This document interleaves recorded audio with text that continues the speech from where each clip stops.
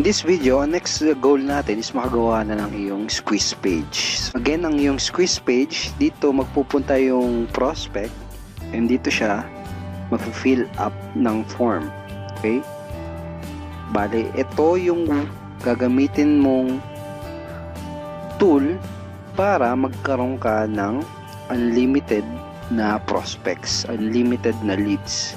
So napaka-importanting part nitong squeeze page sa ating internet marketing business dahil pag nagagawa mong makapag-generate ng leads, kapag nagagawa mo na hindi ka nauubusan ng leads, ibig sabihin nun ay tuloy-tuloy ang magiging growth ng business mo. Kasi leads and prospects is the lifeblood of your business. Okay? Kapag wala kang leads, kapag wala kang prospect, sino yung alokin natin, di ba? So, napaka-importante nitong page na to dahil ito yung tutulong sa atin para mag-generate ng leads and prospects. Okay, so balik ka ulit sa Blogger and this time, pupunta naman tayo sa posts. Okay, so click mo yan and then dito sa post, i-click mo lang tong create a new post. Okay, so balik ulit tayo sa mga dinownload natin na files and then, hanapin mo yung squeeze page. So again, dalawa na naman yung version ng HTML file, yung impact headline and simple headline. So I suggest kung ano yung ginamit mo na video page, yun na rin yung gamitin mo na type ng squeeze page. So kanina ginamit natin simple headline. So ang gamitin natin dito sa squeeze page mo, itong squeeze page with simple headline. So open mo lang yan. Then ganun ulit. Click mo dito and then Control A. Right click, copy, then balik tayo dun sa ni-edit natin na post. Okay, then make sure na nakaselect ulit tong HTML, right click and then paste. Okay, ganun lang kasimple. So check natin kung tama yung ginawa natin by clicking the compose button. Okay, so ito yung headline, ito yung video. And then, dito mapupunta yung form na fill upan natin. So, ngayon naman, ang gagawin natin is ilalagay natin yung form dito. So, this time, kailangan na natin pumunta dun sa ginawa mong account sa listwire.com. So, kung nakagawa ka na ng account sa listwire.com, pag gawin mo, mag-login ka lang, then, ito yung ganito yung itsura ng unang page na makikita mo. Dito sa Listwire, ang una natin gagawin is pumunta tayo dito sa Manage Autoresponder. Then, we will create a new autoresponder list. Click mo lang yan. Then, ang gagawin natin is lalagyan natin ng title yung gagawin nating autoresponder. So, new autoresponder name. So, I will name this Pinoy Income. Then, sa autoresponder description, lalagay ko lang SWA follow-up. Again, itong Listwire, ito yung mag-handle ng mga automated email follow-up natin. So, yan, SWA follow-up. Okay, so, I will leave this as it is. And then, click mo lang tong click here to create your new autoresponder. Okay, so you have successfully added a new autoresponder. So, kapag ganito na yung lumabas, dito sa drop-down menu, dito sa bandang kanan sa taas, i-click mo lang yan, makikita mo na andun na yung ginawa natin. Okay, Pinoy Income. So, i-click mo yun. Make sure na i-click mo yun. Okay? Kasi yun yung i-edit natin. Okay, so, kapag first time mo na kinlik yun, magkakaroon ng problem or error. Kasi daw kailangan ng valid postal address. So, actually, hindi naman nila malalaman kung valid yung ilalagay mo. So, ilalagay ko lang, Philippines. Then, click update. So, kung okay na yan, kung success information updated successfully, ang gagawin naman na natin is, gagawin na natin tong form na to. Magkikreate tayo ng ganitong form. na ikakabit dun sa ginagawa nating squeeze page. Okay, so I hope you are following this video.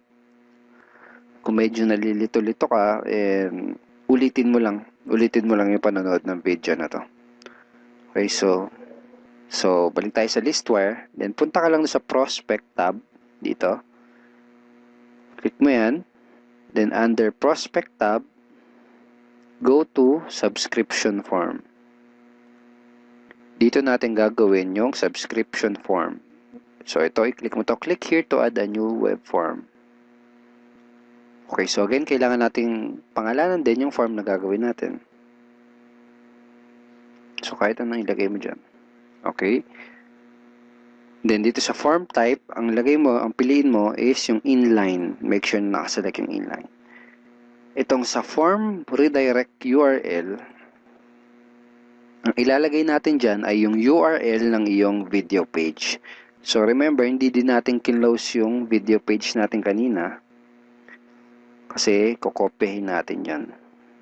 Doon natin ilalagay. So again, copy mo lang yan. Again, make sure make sure na video page yung kinokopya mo. Make sure na URL ng video page yung kinokopya mo. Okay? So, click mo lang yan. Then, right-click, copy. Tapos, balik tayo sa listwire. Buray mo na yan. Okay. So, ayan. So, ayan na yung form redirect URL. Alright, so pagkatapos mo pag na-paste mo na dyan yung URL ng video page mo, just click next page. Okay, so bale, dito na natin mismo gagawin yung itsura ng form. By default, ito yung lalabas na form. Itsura ng form, nakalagay name lang tsaka email. So, ang goal natin is, kailangan ganito yung magawa nating form. First name, email, tsaka cellphone number. Tapos yung button na may nakasulat na ganito. So, balik tayo ulit doon. Para ma-edit mo yung name na yan, kailangan lang i-click mo yung lapis na ito. Itong pencil icon na yan. Then, dito sa baba, dito lalabas yun. Lagay mo lang first name. Tapos, save updates. Okay? So, email, okay na yan. So, kailangan natin magdagdag ng box para dun sa cellphone number. So, para gawin yon, ganito lang. Itong form fields, if your form requires more fields, click here to add them. So, i-click mo yan. Then, itong click here to add a new form field. Click here to add a new form field. Click mo lang yan. And then, dito sa new field name, ang ilagay mo is cellphone number. Then, just click add. Itong add. Tapos, pag lumabas na, click mo lang tong plus icon na to. Okay, so pag na-click mo yun, lalabas na siya dito. Papasok na siya. Okay. And then, ito sa submit, papalitan din natin yan dahil napaka-plain at napaka-boring ng salitang submit. Okay, so lagay natin, yes, I want to learn how to make money online. So, pwedeng ganyan. Talagang i-click nila yan. Pag okay na lahat, just click Save My Form. Alright, so form successfully added. Okay? So, para maikabit natin dito sa ating ginagawang squeeze page yung form, kailangan natin gawin is dito sa listware, dito sa ginawa nating form, ito yung form na yun, i-click mo yung get code. So, hanapin mo yung get code. Click mo yung get code. Then, magge-generate ang listware ng dalawang HTML code. Itong isang maikli, itong mahaba. So, ang i-copy mo, itong nasa taas. Ito maikli. So, click mo yan, then make sure naka-select lahat by pressing Ctrl A, then right-click, copy. Tapos, puntahan mo yung ginagawa nating squeeze page. Okay? i-click mo doon sa HTML. Ito. Balik ulit tayo doon sa HTML editor. And then, dito sa HTML na to, hanapin mo yung may nakasulat na replace this with your Listware subscription form code. So, yung nakasulat na yan, yung naka-all caps na yan, kailangan mo lang gawin dyan is i-highlight yan, tapos i-right click mo,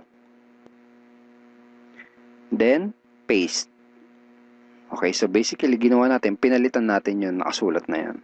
Okay, so kung napalitan mo na yun, kung nagawa mo na yun, all you need to do is click publish. Okay, so pag na-publish mo na, just go back to post. And then,